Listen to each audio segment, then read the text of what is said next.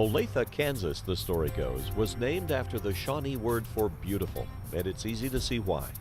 20 miles southwest of Kansas City, Olathe is the fourth largest city in the metro area and home to some 125,000 natural-born leaders. During the Civil War, the people of Olathe were early and outspoken opponents of slavery. And today, they're out front on another important issue: the responsible stewardship of tax dollars and the efficient use of both energy and water in public buildings. And what we were trying to do was, given the scarcity of resources, was to put together a package of improvements that would be more energy efficient for those facilities, but at the same time not have it incur a lot of debt that would force out the growth-related projects that we anticipated that we had to build in the near term. The city had identified performance contracting as a way to fund targeted improvements and had invested time and effort into visualizing the project. As part of the brainstorming piece, we actually sat down and came up with 24 different possible energy conservation measures. And we didn't limit ourselves in building that list. Ultimately, the city chose Johnson Controls to help determine which of those measures made sense, which ones didn't, and importantly, what else the city should consider. Johnson Controls has a very diverse wealth of expertise on various subject matters, as well as project experience with all kinds of various projects. And we typically match that with the customer needs as they understand them today, and very often come up with additional solutions that maybe they haven't even thought of. Johnson Controls helped the city focus its efforts on 9 projects. It is extremely important that you go out there and bring in that national level company who can show you what has been successful in other places and help you, guide you through that selection process. The centerpiece of the project wasn't even on the city's original list, but would ultimately deliver the biggest financial benefits: the replacement of every water meter in the city, more than 35,000 of them. Some of the meters were older and they had begun to lose their accuracy. And when a meter loses its accuracy, it costs the city in billable usage, which translates into lost revenue for the city. The new water meter system is vastly more accurate, collects data via computer, eliminating the need for city workers to drive around and read meters, and helps the city deliver better customer services to citizens. Heretofore, all we could do was look at somebody's meter and say, in the past 30 days, your water usage has climbed.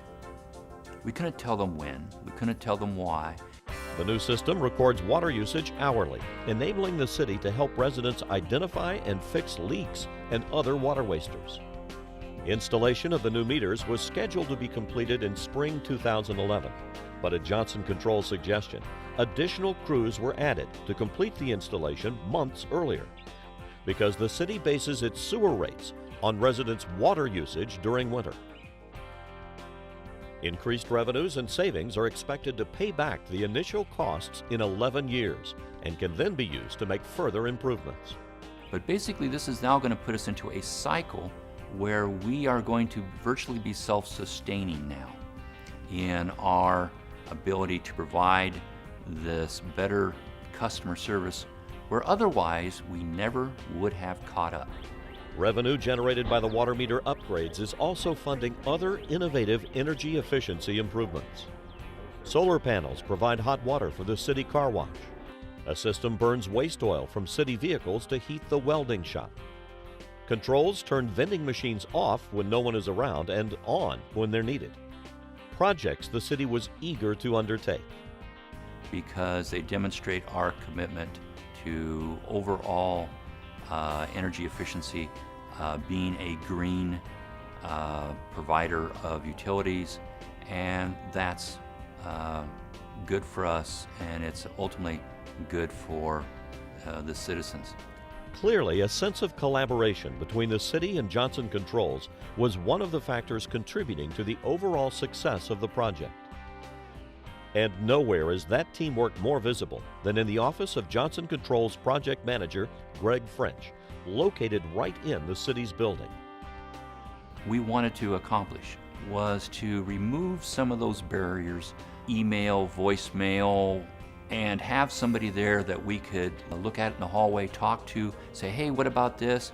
And get that comfort level of they're trying their best too. So giving access and communication between Johnson Controls and the customer in a direct face-to-face interaction daily helped eliminate any of the upset finger pointing or headaches that typically occur. It truly was the epitome of a partnership. Another key to success was educating citizens about the project, since it would impact literally everyone in the city. And we knew that there would be a lot of angst, concern by everyone of what does this mean to me in terms of my house? What does it mean to me in terms of my business? So it was important to us to get out there and get ahead of that. Flyers, door hangers, and other communications answered those questions and helped residents understand how the new meters would benefit them. And then adequately communicating that to the residents in the city is a huge part of explaining why this was undertaken. In this case, the improved customer service, the efficiencies of the project, energy savings, increasing the project scope without burdening the taxpayers additionally is all part of the messaging. Communication also assured citizens that the water meter upgrades wouldn't cost city workers their jobs. What the water meters did for us was enable us to take existing personnel with minimal training and put them into other jobs where we had a need for these people. The city also hired local workers to remove the old water meters and install the new ones. From just about every angle you look at this has been a success for us. And I would most certainly recommend performance contracting as an option that any municipal government should look at very closely to see if it'll work for them, because it has worked for us.